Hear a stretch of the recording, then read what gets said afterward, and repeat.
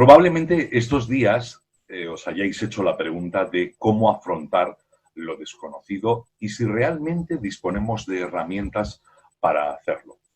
Sobre esto tratamos con Ana Echenique, que es vicepresidenta de CECU, patrona de la Fundación Global Nature, y además forma parte de un grupo de Slow People, que ella misma luego nos explicará qué es esto y que es algo muy interesante. Ya de antemano lo anticipo. Querida Ana, bienvenida.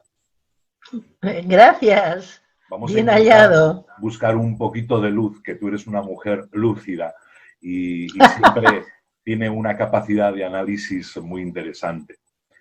¿Qué nos está pasando? Y por otro lado, ¿cómo estás viviendo este momento? Pues lo estoy viviendo mejor, mucho mejor de lo que pensaba, pero además veo que mi entorno también. La mayoría de la gente con la que hablo lo está llevando mucho mejor y yo creo que nos hacía falta a propósito de los slow, íbamos corriendo demasiado de un lado para otro, no nos cuidábamos, habíamos perdido el tiempo. Entonces yo creo que esto nos está haciendo recuperar un poco el encontrarnos con nosotros mismos y no pasar todas esas horas que nos hemos pasado. Habría que calcular, ¿no? En metro, en coche, en tren, de un lado para otro. Ese tiempo que se nos estaba escapando de las manos. Háblame de eso del slow people. Pues Que a lo eso mejor a nace, partir de ahora tenemos que empezar a utilizarlo con más frecuencia. claro, claro. Eh, bueno, desde hace mucho tiempo, el siglo XX es un siglo rarísimo en el que dimos un gran salto, pero no sé si en la dirección adecuada. Yo siempre digo que el siglo XX fue de lo rápido, lo lejano, lo grande, y no. Y este siglo XXI o lo volvemos de lo pequeño, lo cercano, lo lento, o nos vamos a dar otro batacazo monumental. Nos lo estábamos dando, ¿no? Con el cambio climático. Espero que se frene un poco. Pero yo creo que tenemos eso, que recuperar el ritmo de vida anterior a los años 60 que salimos despendolados. Es que aquí nos pilló estreno de democracia, estreno de ser europeos, estreno de ser ricos. Y ¡ay! Íbamos como locos, ¿no? Pues venga, a parar un poco, nos ha tocado. ¿Crees que esta epidemia viene a coincidir, digamos, con el punto culminante de ese proceso llamado globalización, contra el que tanta oposición hubo en el pasado y que se hizo muy poco caso a los colectivos, a los líderes mundiales que estaban de alguna forma apostando porque a lo mejor ese no era el camino adecuado a seguir? Bueno, tú eres ambientalista de toda tu vida, toda tu carrera, la has enfocado por ahí, y recordarás que cuando la reunión de la OMC, de la Organización Mundial del Comercio en Seattle, salió la gente a la calle y los motores de esa salida a la calle fueron ecologistas y feministas. Fueron los dos grandes grupos que han revolucionado en el siglo XX, sin pegar un tiro, pero han sido dos revoluciones pacíficas, muy interesantes, que han hecho una gran labor de sensibilización, palabra que no me gusta nada porque la sensibilización ha fracasado, no hemos sensibilizado lo suficientemente bien ni a la suficiente cantidad de gente, pero ahí hubo el salto y fue como respuesta a la globalización, a olvidarnos de lo próximo, de lo manejable, y poner ese énfasis en, vamos a decir, una elefantiasis financiera, ¿no? Porque ahí se dio el gran salto al mundo financiero, no la economía real. porque en aquella época yo me metí a militar en ATAC, que nacía pensando en una tasa Tobin, que es lo que llamamos una renta básica. No, no, perdón, la tasa Tobin es tasar a los movimientos financieros, porque lo que se movía por el mundo era el dinero. Y fíjate, en aquel momento lo que más se compraba y vendía en el mundo era dinero. Ahora lo que más se compra y se vende en el mundo son datos. Entonces es una economía distorsionada, no tiene que ver con lo que necesitamos.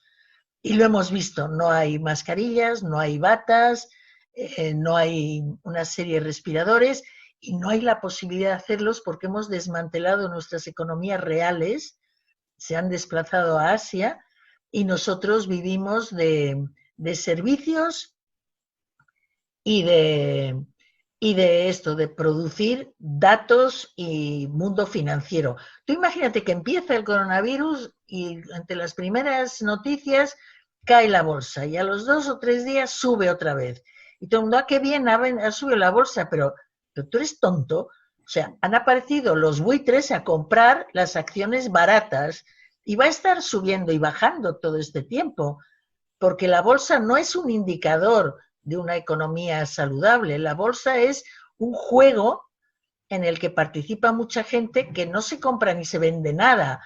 Se compra y se apuesta sobre el valor de cosas que ni sabemos que existen, ¿no? Hablando de otros valores, estamos también ante una pérdida de los más fundamentales que se esperan de cualquier persona, de cualquier individuo. Bueno, en la globalización lo hemos visto, ¿no? No valen las personas, valen los productos. Y eso es una inversión de valores muy importante, ¿no? Y de hecho, en la gente jovencita, ya en los años 90, no sé si te acuerdas de cuando los chavales de instituto, cuando les decían que cómo querían ser de mayores, era como Mario Conde. Sí. Entonces, ahí empezó un patrón, un modelo que no tenía que ver con los valores que consideramos importantes, ¿no? No está ahí el esfuerzo, no está la colaboración. Nos hemos dejado por el camino mucho, mucho, mucho, mucho, mucho. Entonces ahora estos valores hay que rescatarlos. Tenemos que pensar en lo común, la ética, los valores morales, los principios morales, la escala de valores que tiene que tener una familia, un grupo, un barrio. Me decía una vez, ahora hace poco, una chica joven de 40 y pico, dice, yo me doy cuenta de que mi familia sí que se hablaba de principios morales y me doy cuenta que muchos de mis interlocutores e interlocutoras no tienen esa visión de una escala de valores que yo tuve en mi casa. Y es verdad. Nos hemos vuelto también individualistas dentro de toda esta parafernalia, ¿no?, en la que nos han embarcado, nunca mejor dicho. Y ahora que nos han metido individualmente en nuestras casas, de repente todos nos sentimos pertenecientes a y nos damos cuenta de que este problema es común, pero no común a lo cercano, común planetario. O sea, estamos pensando en África, en Australia, en Latinoamérica. Esto nos va a obligar a pensar en lo común. Y los epidemiólogos, están hablando de esto también, porque el epidemiólogo piensa en colectivo, piensa en lo común, y ahora están teniendo espacio para hablar. ¿Y la educación qué papel crees que ha jugado y que puede jugar a partir del fin de esta pandemia, que esperemos sea pronto? La educación ha pasado por una cantidad de fases desde que empezó a existir la escuela y la universidad. Ha habido cambios tremendos y muchos momentos que fueron denostados, ahora yo creo que los echamos de menos, ¿no? Yo tuve profesores magníficos en la universidad que que en aquel momento decías, pero si es una clase magistral, es un señor subido a una tarima que suelta un rollo y yo me lo tengo que estudiar porque sí, no había debate, no había intercambio, pero muchos de mis profesores eran gente intelectualmente impecables, maravillosos, que recuerdo su forma de exponer las cosas, la coherencia que había entre su forma de vida y lo que contaban.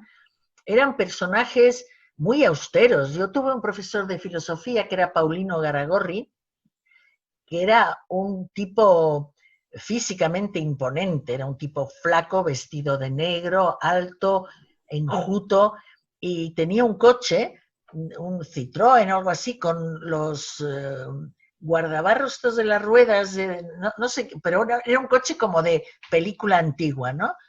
Pues don Paulino fue deportado.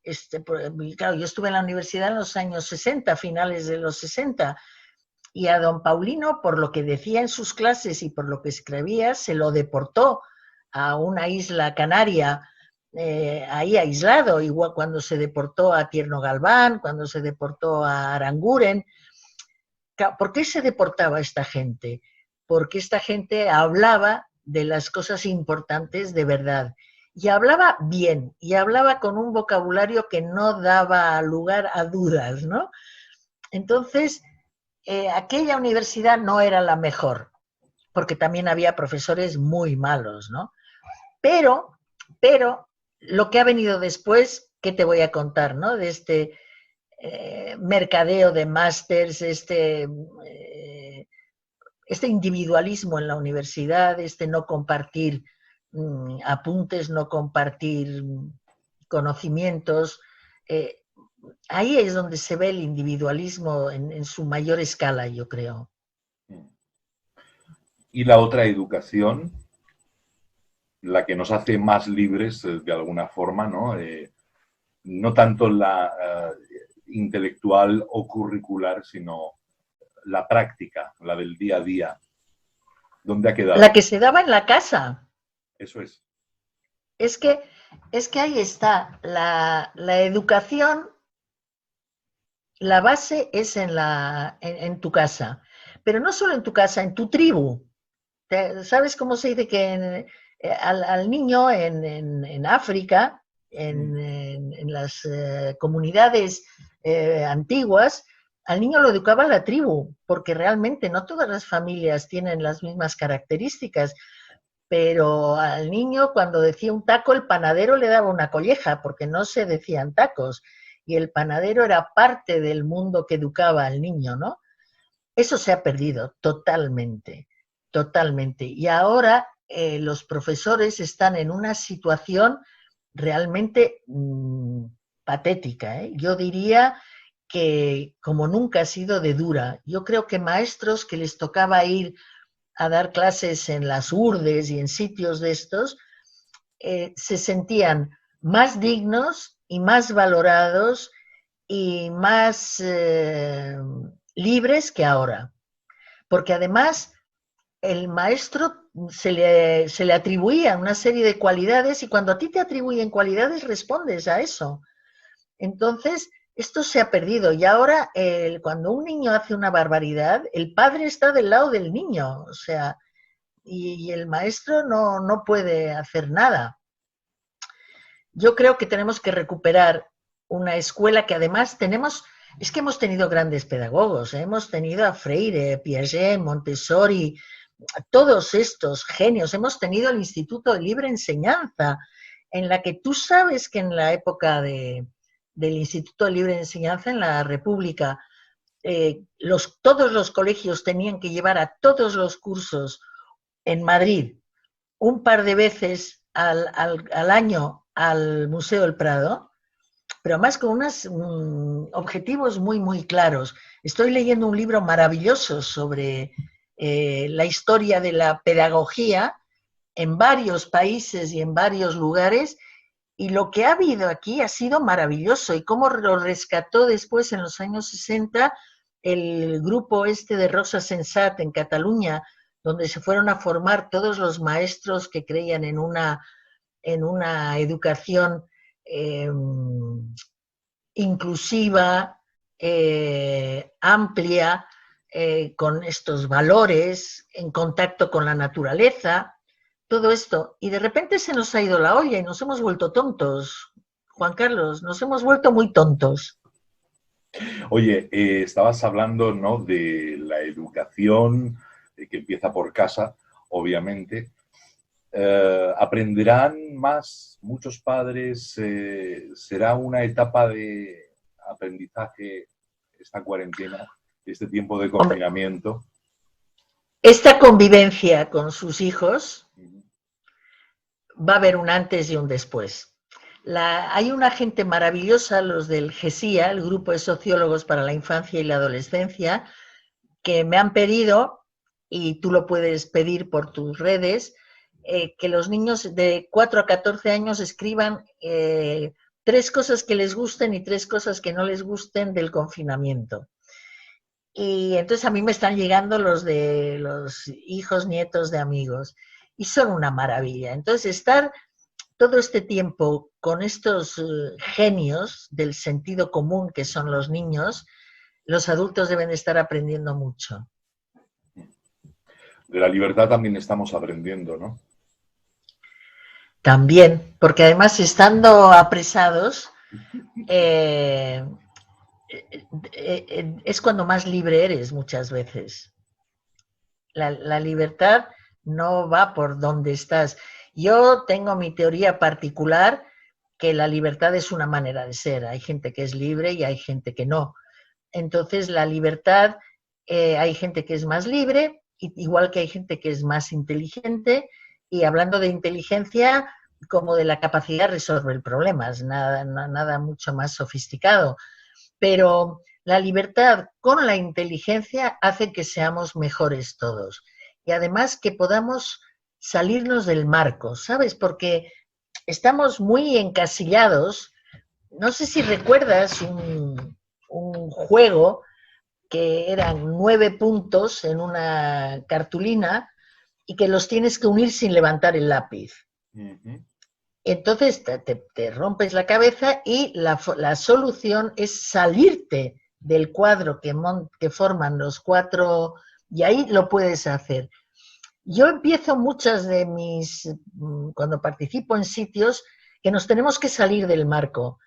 Y la libertad es salir del marco, es pensar que siempre hay algo un poco más allá de lo que nos estamos planteando. Y son los investigadores que van a sacarlo del coronavirus. Son los médicos que de repente un médico chino descubrió que poniendo boca abajo al enfermo con el respirador funcionaba muchísimo mejor. Pues siempre hay alguien, yo creo que seguro que fue una enfermera, pero bueno. Entonces, yo creo que la libertad es esencial y que hay que enseñar en la libertad. Y claro, la libertad tiene que ir íntimamente ligada a los valores de los que hablábamos y al respeto, ¿no? ¿Cómo estamos tratando la información? Puede ser todo lo crítica que desees. Yo creo que la información tiene que estar, hay que reflexionar sobre el momento, ¿no? Tienes que saber qué vas a informar y a quién va dirigido, a quién te diriges, porque la información no es una nebulosa, ¿no? Entonces, por ejemplo, ahora me llega un post de que pero así, con grandes exclamaciones, con toda la pinta de bulo, ¿no? Y dice, tomando el pH, un pH alto, ataca al coronavirus, entonces hay que comer naranja, limón, no sé qué. Entonces le contesto a la persona, yo no voy a divulgar esto, ¿sabes? Porque ¿a quién se lo divulgo? ¿Va a salir la gente como loca a comprar limón, naranja y papaya? Digo, me parece una estupidez. Cuando haya la evidencia científica es cuando nos lo dirán los que saben, porque en este momento, encerrados en nuestras casas, podemos propagar una información terrible. En el caso del limón y la naranja y la papaya, pues no tiene mucho efecto. Como consumidores sí, porque la papaya no es nuestra y la papaya viene de fuera y todas estas consecuencias, ¿no? Igual que pueden venir naranjas de Israel, en fin, todo esto cambiará también, ¿no? Pero la información hay que darla en este momento pensando en lo común. Entonces yo tengo derecho a información, pero dentro de lo común, dentro de una sociedad. Yo no quiero una información solo para mí, que soy muy lista. Yo quiero algo que ayude a la colectividad. ¿Qué te parece la gestión que se está haciendo de la crisis por parte de Estados Unidos? Es duro, duro, porque yo tengo gente en Estados Unidos, gente muy diversa, gente de todo el arco ideológico, todo el arco. Bueno, hace poco me hablaban del hijo de unos amigos que se ha vuelto creyente. Los padres son agnósticos y él se ha vuelto creyente y no cree en la evolución, cree en Adán y Eva. Entonces, claro, esas cosas te hacen pensar, ¿no? De qué hemos hecho para que la gente necesite ese mundo mágico en vez de con la magia que hay en la naturaleza, Juan Carlos, como si no hubiera magia suficiente en nuestro entorno, ¿no? De cómo se mueven los estorninos, no es mágico eso.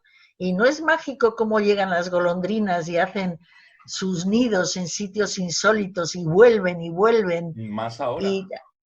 Y como locas, están felices. Entonces, habiendo toda esta magia en la naturaleza, ¿por qué puede haber un paso atrás tan brutal? Cuando habíamos avanzado como avanzamos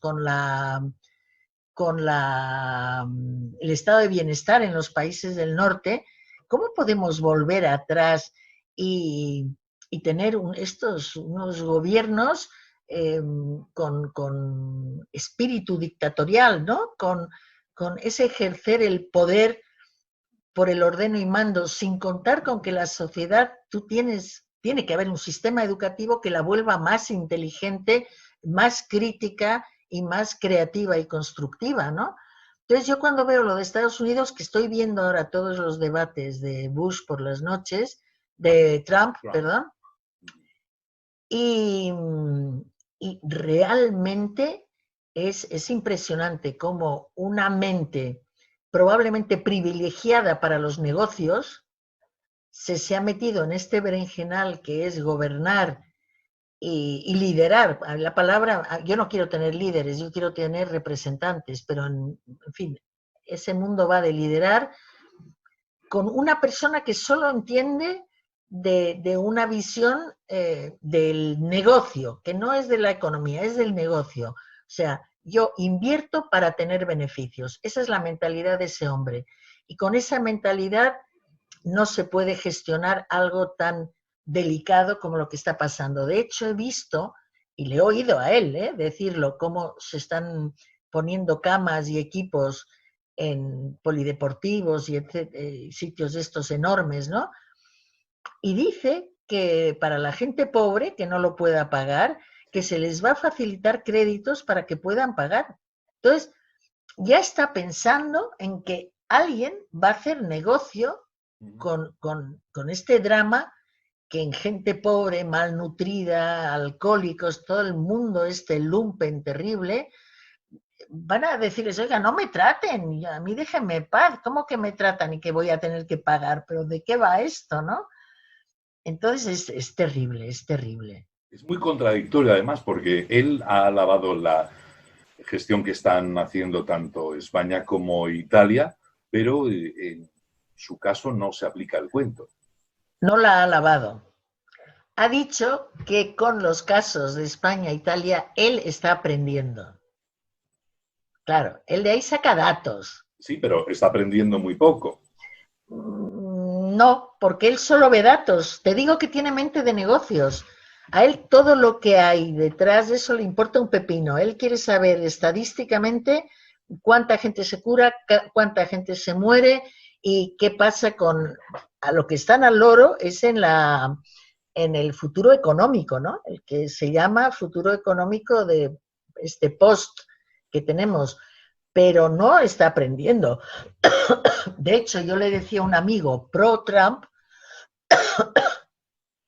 el otro día, digo, tu presidente es un cobarde, porque si está aprendiendo de cualquier sitio, tenía que haber cerrado ya, haber dado una orden y no dejar cada gobernador a su aire.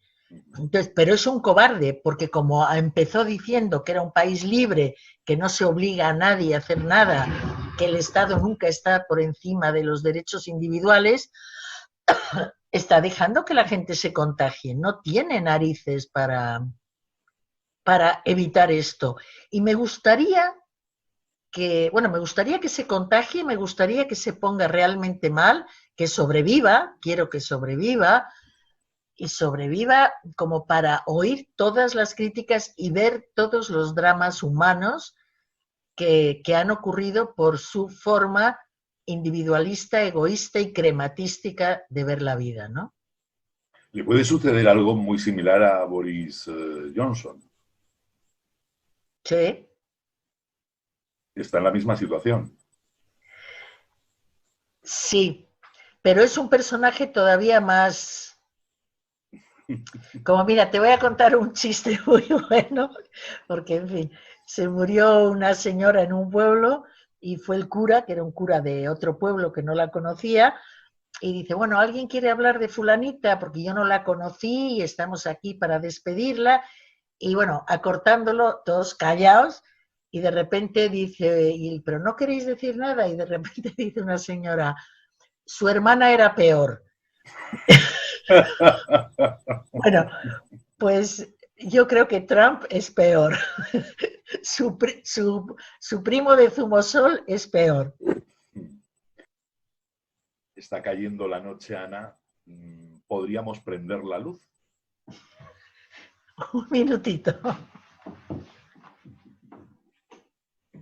Sí.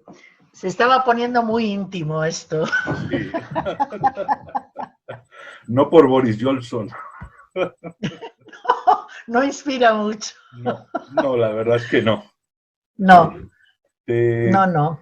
comentabas antes, Ana, que, bueno, los países del sur también van a vivir de una forma especial esta pandemia, sus consecuencias. En África, por ejemplo, por poner un caso, hay muchos países donde el recurso del agua es limitado y no tienen siquiera en muchas comunidades agua para poder lavarse las manos. Y esto es algo que a la propia Organización de Naciones Unidas le preocupa, ¿no? Lo estaban comentando hace unos días, cómo atajar esa situación. ¿Qué puede pasar? ¿Qué puede pasar? ¿Cómo pueden transcurrir los acontecimientos? Hombre, yo creo que esta situación de África, Latinoamérica, Centroamérica, va a ser un poco el talón de Aquiles de todo lo que estamos haciendo para frenar la pandemia, ¿no? Porque su situación es muy otra. En el mundo rural están acostumbrados a epidemias, además, de estas fulminantes, ¿no? Tipo el ébola, etcétera, y bueno, tienen la malaria, el dengue. O sea, de hecho, por lo visto son importantísimos asesores en este momento, Médicos Sin Frontera, Cruz Roja, gente que está al pie del cañón en epidemias permanentemente, pero de más pequeño alcance. Lo más preocupante yo creo que es las ciudades gigantescas que hay en África, tipo Nairobi, donde va a ser imposible de frenar. O sea, yo veo muy difícil porque tienen unos barrios paupérrimos donde ni hay agua, ni hay luz, ni hay nada, ¿no? Entonces, no sé cómo se va a poder manejar esto. No creo que los organismos internacionales puedan hacer un trabajo bueno. Pero si no lo erradicamos allí también, nos da igual, nos va a dar igual, porque tenemos mucha relación unos con otros.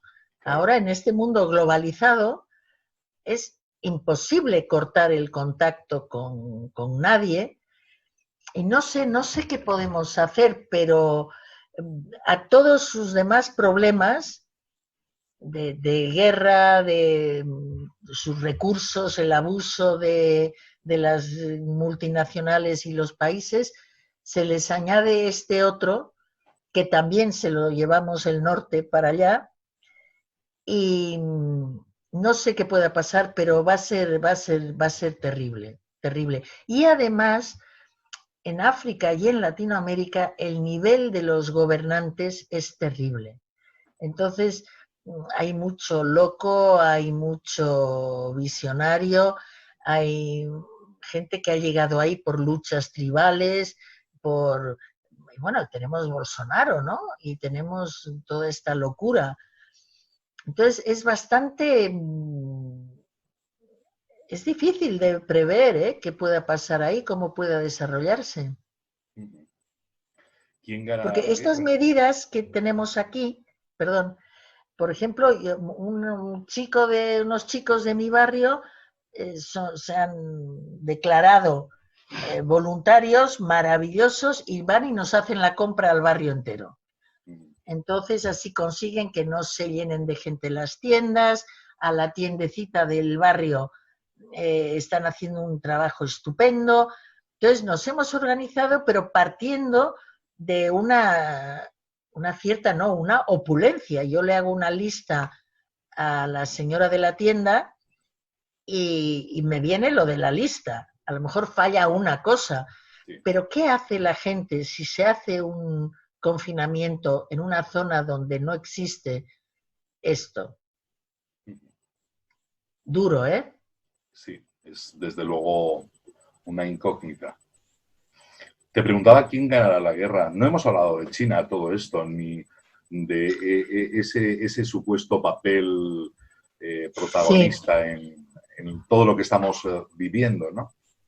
Bueno, yo desde el principio de las relaciones con China, de hecho un tío mío montó una empresa en China al principio de los 90, lo buscó el gobierno chino, yo es el primer caso que conozco de empresa china, y mi tío montó la empresa en China. Era un tema de compresores para tener electrodomésticos que se muevan por gas en un país que no está electrificado, ¿no? Entonces, realmente el que la gente pueda almacenar sus alimentos, que era lo que había hecho mi abuelo en Brasil, le piden que lo repita en China. Entonces, mi tío fue para allá y me contaba que él creía que en unos 50, 70 años el mundo entero iba a ser chino. Porque tienen una tenacidad, una capacidad de trabajo, una disciplina, una serie de características que facilitan que esto ocurra.